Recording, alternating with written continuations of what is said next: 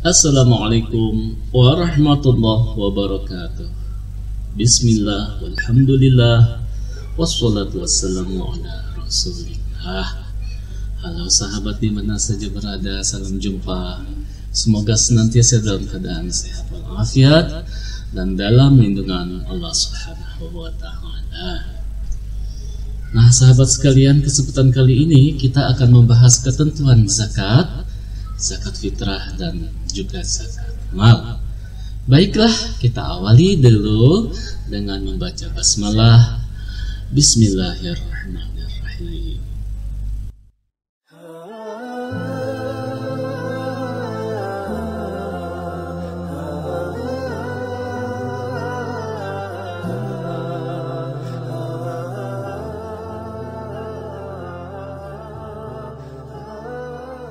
Nah sahabat sekalian,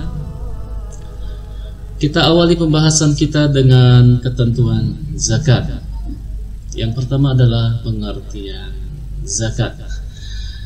Zakat secara bahasa atau secara lughah bermakna tumbuh, suci, dan berkembang. Sedangkan menurut istilah syara', ya, zakat adalah sejumlah harta yang diambil dari harta tertentu untuk diberikan kepada golongan tertentu. Nah, hukum membayar zakat ini adalah wajib, ya, sebagaimana firman Allah dalam surah At-Taubah ayat 103 di mana Allah Subhanahu wa taala berfirman, A'udzu billahi minasyaitonir rajim. Bismillahirrahmanirrahim. Khudh min amwalihim shadaqatan tutahhiruhum wa tuzakkihim biha wa shalli 'alaihim inna salataka sakanun lahum. Artinya, ambillah zakat itu dari sebagian harta mereka. Dengan zakat tersebut engkau membersihkan dan mensucikan mereka, dan mendoakanlah kepada mereka karena doamu itu akan memberikan ketenangan. Nah, selanjutnya firman Allah di dalam surah Al-Baqarah ayat 43, A'udzubillahi minasyaitonir rajim. Bismillahirrahmanirrahim. Wa aqimus salata wa atuz zakata warka'u ma'ar raki'in. Dan dirikanlah salat dan tunaikanlah zakat dan rukuklah bersama dengan orang-orang yang rukuk. Baiklah sahabat sekalian, selanjutnya kita akan membahas mustahik zakat. Mustahik zakat adalah orang-orang yang berhak menerima zakat, baik itu berupa zakat fitrah maupun zakat mal. Nah, di dalam surah At-Taubah ayat 60 Allah Subhanahu wa taala berfirman, artinya sesungguhnya zakat itu hanyalah untuk orang-orang fakir, orang-orang miskin, amil zakat, orang-orang yang dilunakkan hatinya, yaitu mu'allaf, untuk memerdekakan budak, untuk orang-orang yang berhutang, untuk orang yang berjuang di jalan Allah, dan untuk mereka yang sedang dalam perjalanan, sebagai suatu ketetapan yang diwajibkan Allah, dan Allah Maha Mengetahui lagi Maha Bijaksana. Nah, berdasarkan ayat ini, maka kita kelompokkan mustahik zakat itu menjadi 8 golongan. Golongan yang pertama adalah fakir. Fakir yaitu orang yang tidak mampu untuk memenuhi kebutuhannya sehari-hari, tidak memiliki harta dan juga tidak memiliki penghasilan atau tidak memiliki pekerjaan, sehingga untuk kebutuhan sehari-harinya tidak mampu untuk tercukupi. Baik, yang kedua adalah miskin. Golongan miskin adalah orang yang memiliki pekerjaan, namun pekerjaannya ini tidak mencukupi untuk memenuhi kebutuhan sehari-hari. Ya, kebutuhan dia tidak bisa terpenuhi oleh penghasilan yang dia dapatkan tersebut, atau boleh dibilang kurang. Ya, bisa jadi dia hanya mampu untuk mencukupi makan ya untuk hari ini, namun untuk hari esok dia sudah tidak punya stok makanan lagi, atau penghasilannya hanya pas-pasan. Ya, baik. Yang ketiga adalah amil. Amil adalah orang atau lembaga atau badan panitia yang diberikan tugas untuk mengurusi, mengumpulkan dan menyalurkan zakat kepada yang berhak menerimanya.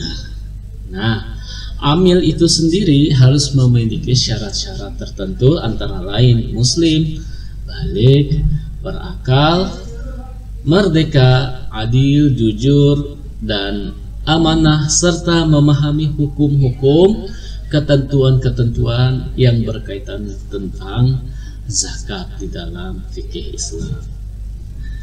Golongan yang keempat adalah mu'allaf. Mu'allaf ini adalah orang yang hatinya dapat dilunakkan, atau orang yang hatinya luluh dan mau menerima hidayah. Ya, orang yang baru masuk Islam, atau orang yang ada harapan untuk menjadi seorang muslim. Ini namanya mu'allaf. Yang kelima adalah riqab. Riqab adalah budak belian yang diberi kebebasan usaha mengumpulkan kekayaan agar ia dapat menebus dirinya untuk merdeka. Zaman dulu masih ada perbudakan, ya. Hari ini sudah tidak ada. Gharim, yang keenam. Gharim adalah orang yang mempunyai banyak hutang dan tidak memiliki harta untuk melunasinya. Dia juga berhak untuk menerima zakat, apalagi jika hutang yang dia miliki itu adalah hutang untuk membangun fasilitas ibadah. Dia berhutang untuk mendirikan masjid, musola, dia berhutang untuk mendirikan madrasah, majelis taklim, dan sebagainya. Itu gharim. Yang ketujuh adalah sabilillah, yaitu orang-orang yang berjuang di jalan Allah dalam rangka menegakkan agama Islam. Ya, ini adalah sabilillah, siapa saja yang berjuang ya menegakkan agama Islam untuk hari ini, termasuk juga para dai yang berdakwah untuk menegakkan agama Islam. Yang selanjutnya adalah Ibnu Sabil. Ibnu Sabil yaitu orang yang mengadakan perjalanan yang bukan bertujuan maksiat. Ya, perjalanannya jauh, itu di negeri rantauan, lalu mengalami kesulitan, kekurangan makanan, ya, kekurangan harta di dalam perjalanan, sehingga dia menjadi sengsara. Ini Ibnu Sabil, atau kita juga kenal istilahnya dengan musafir. Nah, itu dia 8 golongan yang berhak menerima zakat. Baik, kita ulang ya. Yang pertama adalah fakir, miskin, amil, mu'allaf, riqab, gharim, sabilillah, Ibnu Sabil. Nah, setelah kita mengetahui orang-orang yang berhak menerima zakat, selanjutnya kita akan membahas orang yang tidak berhak menerima zakat. Nah, di sini ada 5 ya kelompok yang tidak berhak menerima zakat. Siapa sajakah kelima kelompok tersebut? Yang pertama adalah orang kaya. Orang kaya yaitu orang yang memiliki kelebihan harta. Hartanya mencukupi bahkan lebih ya dari kebutuhan yang dia miliki. Nah, orang kaya termasuk orang yang berkewajiban membayar zakat atau disebut muzaki. Ya, orang yang berkewajiban membayar zakat disebut muzaki. Jadi orang kaya ini tidak boleh diberikan zakat kepada mereka, sebagaimana sabda Rasulullah sallallahu alaihi wasallam, la tahillu sadaqah li ghaniyyin wala li dhi mirratin sawiyyin, rawahu An-Nasa'i. Artinya zakat tidak boleh diberikan kepada orang kaya dan juga orang yang memiliki kemampuan untuk berusaha. Hadis riwayat An-Nasa'i. Kemudian yang kedua yang tidak berhak menerima zakat adalah keturunan Rasulullah Sallallahu Alaihi Wasallam. Rasulullah dan juga keturunannya, yaitu dari Bani Hashim dan Bani Abdul Muthalib. Rasulullah dan juga keturunan Rasulullah Sallallahu Alaihi Wasallam ini tidak boleh menerima zakat dan memakan harta zakat, ya, berdasarkan larangan Rasulullah sendiri di dalam sebuah hadis riwayat Abu Dawud, di mana Rasulullah Sallallahu Alaihi Wasallam bersabda, Inna hadhihi sadaqah innama hiya awsakhun nas wa innaha la tahillu li Muhammadin wa la li ali Muhammadin sallallahu alaihi wasallam. Rawahu Abu Dawud.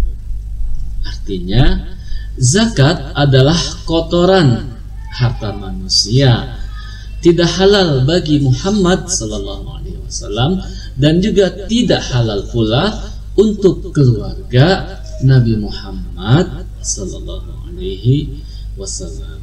Hadis riwayat Abu Dawud. Nah, golongan yang ketiga adalah golongan orang yang non muslim atau di luar dari beragama Islam. Ya. Hal ini disandarkan kepada suatu riwayat ketika Nabi Shallallahu Alaihi Wasallam mengutus Mu'adz bin Jabal ke Yaman. Beliau meminta agar Mu'adz mengajarkan tauhid, kemudian salat, baru kemudian untuk membayar zakat. Jadi tauhid dulu, salat, baru membayar zakat. Di mana Rasulullah Sallallahu Alaihi Wasallam bersabda dari Ibnu Abbas radhiyallahu an bahwa ketika Nabi Sallallahu Alaihi Wasallam mengutus Mu'adz radhiyallahu an ke negeri Yaman, beliau berkata, ajaklah mereka kepada syahadah, yaitu persaksian tidak ada Tuhan yang berhak disembah kecuali Allah, dan bahwa aku, yaitu Nabi Muhammad, adalah utusan Allah. Nah, jika mereka telah menaatinya, maka beritahukanlah bahwa Allah mewajibkan atas mereka untuk sholat 5 waktu sehari semalam. Dan jika mereka telah menaatinya, maka barulah beritahukan kepada mereka bahwa Allah telah mewajibkan atas mereka untuk sedekah atau membayar zakat dari harta mereka yang diambil dari orang-orang yang kaya dan diberikan kepada orang-orang yang fakir di antara mereka. Hadis riwayat Bukhari dan Muslim ini menjelaskan bahwa yang paling diutamakan terlebih dahulu adalah orang-orang yang sudah bersyahadat, mengerjakan salat, baru kemudian membayar zakat. Yang keempat, yang termasuk kelompok orang yang tidak berhak menerima zakat, yaitu setiap orang yang wajib dinafkahi oleh muzaki atau si orang yang wajib zakat ini.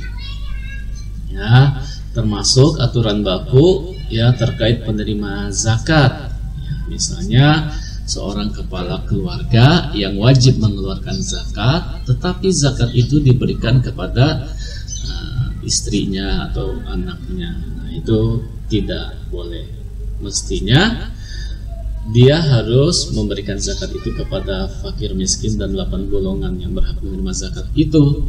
Adapun anak dan istri itu memang sudah menjadi kewajiban yang harus dia tunaikan untuk diberikan nafkah. Baik, yang kelima adalah budak. Nah, budak tidak berhak menerima zakat karena ketika kita memberikan zakat, menyerahkan zakat kepada mereka, nanti yang menguasai adalah tuannya. Jadi tidak sampai ke tangan budak tersebut. Jadi pada akhirnya zakat yang kita serahkan itu akan diambil kepada tuannya. Ya. Maka budak tidak berhak untuk menerima zakat karena budak menjadi tanggungan dari tuannya. Nah, peserta didik sekalian, itu dia pembahasan kita mengenai zakat, pengertian zakat, hukum zakat, orang yang berhak menerima zakat dan orang yang tidak berhak menerima zakat. Nah, pada kesempatan berikutnya kita akan membahas ketentuan zakat fitrah dan juga zakat mal. Sampai di sini dulu perjumpaan kita, semoga bermanfaat. Saya akhiri dengan membaca hamdalah. Alhamdulillahirabbil alamin. Wassalamualaikum warahmatullahi wabarakatuh.